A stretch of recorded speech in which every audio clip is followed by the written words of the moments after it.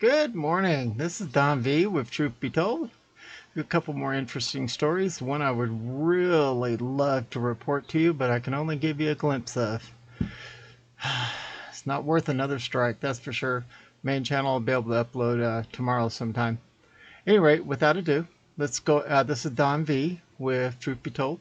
Don't forget to subscribe. Don't forget to click on the notification bell. If you don't want to know about all my videos, then click on the one for just some videos, or click on none at all, and then just look for them when you're ready. Any rate, without ado, let's go ahead and move right to it. As you can see, Untested Waters, 45-2020 Strategic Advisor Epshteyn says does not prohibit from being. And I wish I could read this, but I can't. So at any rate, it's on the Gateway Pundit. Do a quick search for it, and you can read the whole story yourself. Moving on. 45 says he is very disappointed with Kavanaugh and Amy Coney Barrett votes to uphold Obamacare. Not him, they did. 45 said he's very disappointed in Justice Brett Kavanaugh and Amy Coney Barrett for voting to uphold Obamacare. I fought very hard for them, 45 told Just the News in an exclusive interview on Monday. The Supreme Court last Thursday upheld Obamacare in the latest GOP challenge, arguing a recent change to the individual mandate made it unconstitutional. The highest court of the land, in a 7-2 vote, ruled the GOP challengers, 18 red states, led by Texas, did not have a legal standing. 2 out of 3 45 appointees, Amy Coney Barrett, Brett Kavanaugh, sided with the majority. Neil Gorsuch dissented. Bill Alito and Gorsuch dissented and said the court should have declared it unconstitutional.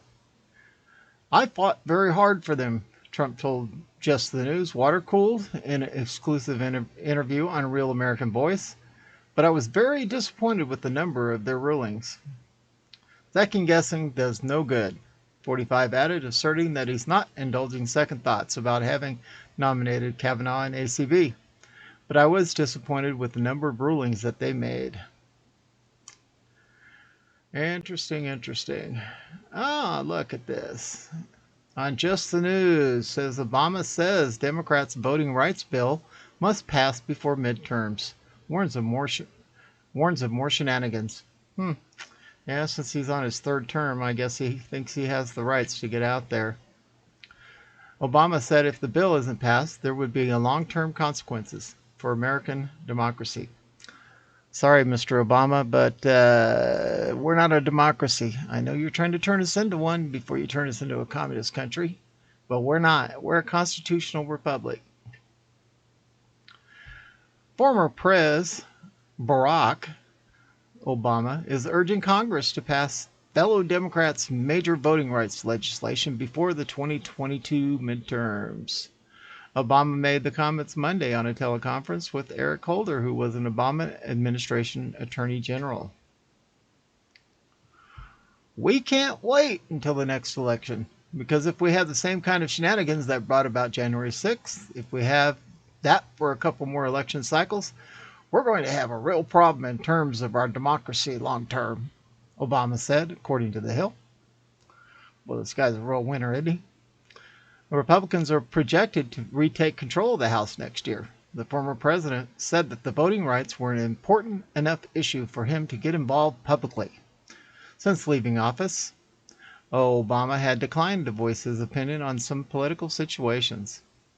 Since I left office, I've tried to make a policy not to weigh in on the day-to-day scrum in Washington, he said. Obama's call for the passing of the Democrat-backed For the People Act comes a day before the Senate is set to hold a procedural vote on the measure. If passed, the bills would create automatic voter registration nationwide after 15 days of early voting and require states to offer no-excuse absentee ballots. Senate Majority Leader, Kentucky Senator Mitch McConnell, has signaled he would block the bill with the filibuster. Oh, I can't believe it. A rhino is going to actually do something that's good for the country.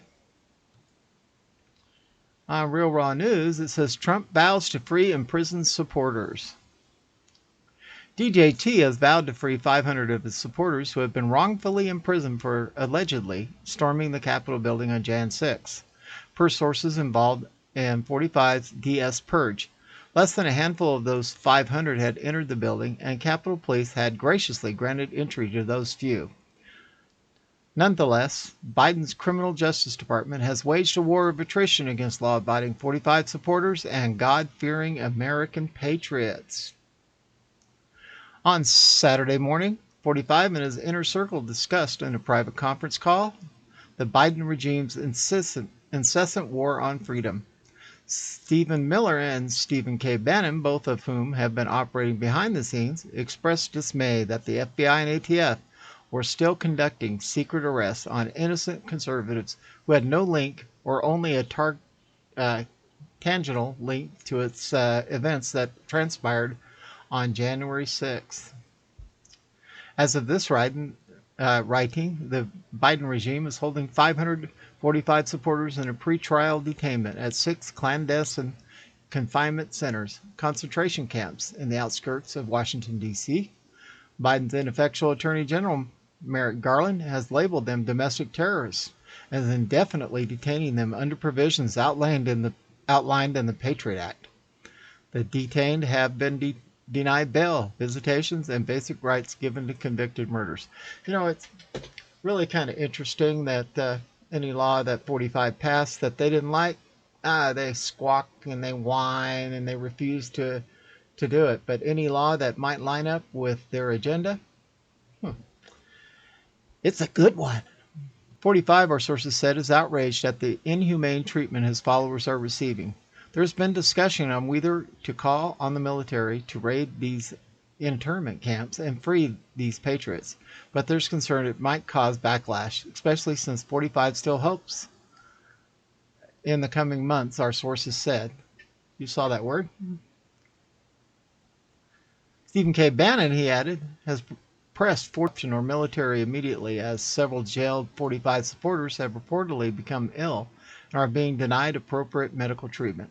At least one, our sources says, had a heart attack and had lain unattended on a filthy floor for 6 hours before guards discovered his lifeless corpse. Another prisoner came precariously close to dying from a brain infection after his tooth abscessed, and his cries for help went unanswered. Yet another nearly choked on his own blood after consuming mashed potatoes laced with glass shards.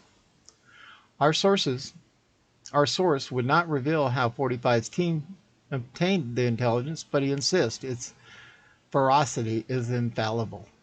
While Bannon wants immediate results, Miller and 45's eldest son, Jr., have urged 45 to consider a measured approach. Wait for that so he can do that to them. This right here and this right here.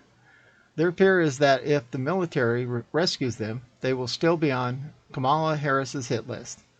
They'll be fugitives at large, considered armed and dangerous. The military or 45 would have to hide them until Biden and Harris have